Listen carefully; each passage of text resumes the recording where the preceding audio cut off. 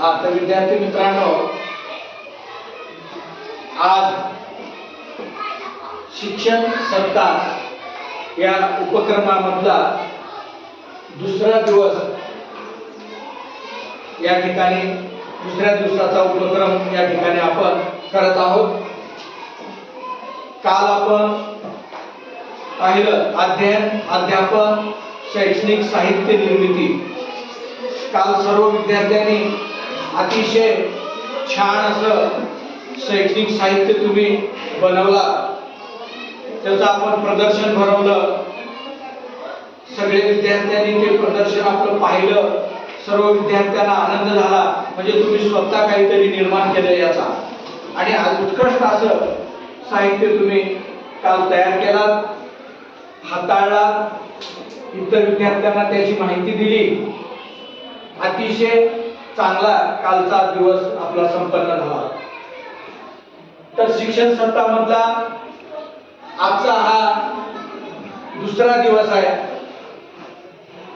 आणि आजचा विषय आहे पायाभूत साक्षरता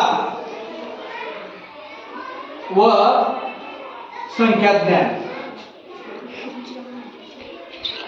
साक्षर होणं हे फार महत्वाचं आहे, कारण आपण साक्षर जर झालो तर आपल्याला विविध प्रकारचं ज्ञान आपण घेऊ शकतो आणि आपली बुद्धिमत्ता वाढवू शकतो।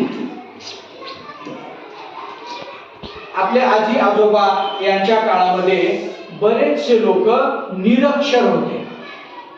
निरक्षर म्हणजे त्यांना वाचता येत लिहिता येत नव्हतं, म्हणून त्यांना आपण असं म्हणायचे की डोळे असून आंधळे। कसं?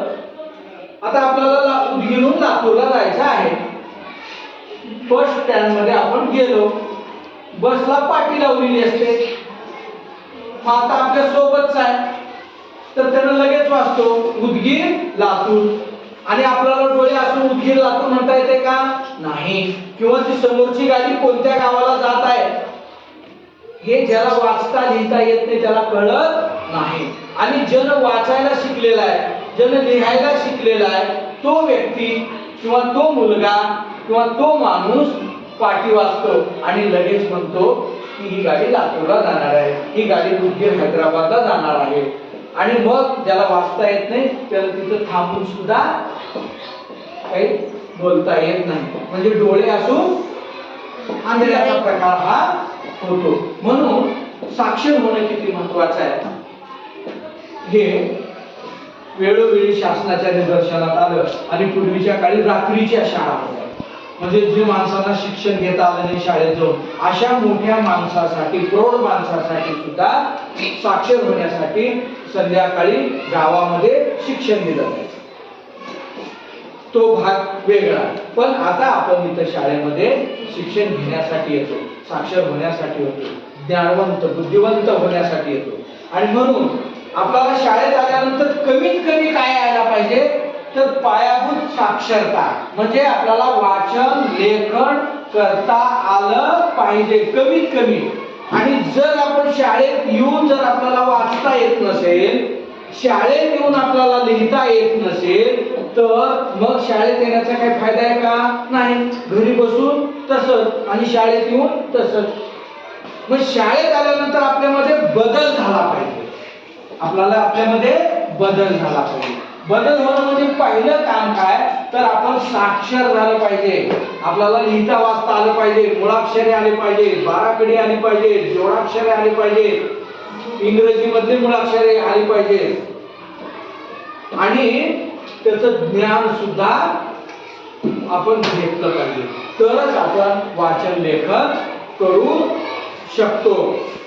आणि अन्यथा आपण करू शकत नाही। वाचलं तरच त्या पुस्तकात पुस्तकामध्ये काय आहे, वाचलं तरच त्या कवितेचा अर्थ काय होतो, वाचलं तरच त्या उतार्यामध्ये काय अर्थ सांगितला हे कळतं. आणि वाचन जर करता येत नसेल तर आपल्याला काही अर्थ नसतो. म्हणून वाचन करता आलं पाहिजे.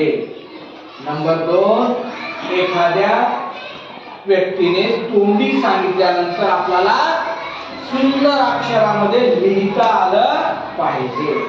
आणि आपण जे काही वाचलो, आपण जे काही लिहिलो ते समजपूर्वक आपल्याला वाचन करता आलं पाहिजे. म्हणजे त्याच्यात काय सांगितलं हे कळालं पाहिजे. आणि जर वाचता आलं पण त्याच्यातला अर्थ जर समजला नाही तर काही फायदा नाही. कारण समजपूर्वक वाचन करणं हे महत्वाचं आहे. मग विविध विषयाचे काही शब्द असतात, इंग्रजीचे शब्दार्थ आपल्याला पाठ झाले पाहिजे, हिंदीमध्ये काही मोहारे असतील, वाक्प्रचार असेल, शब्दार्थ असतील, मराठीमध्ये वाक्प्रचार, म्हणी, शब्द, त्याचा आपल्याजवळ भांडार असला पाहिजे.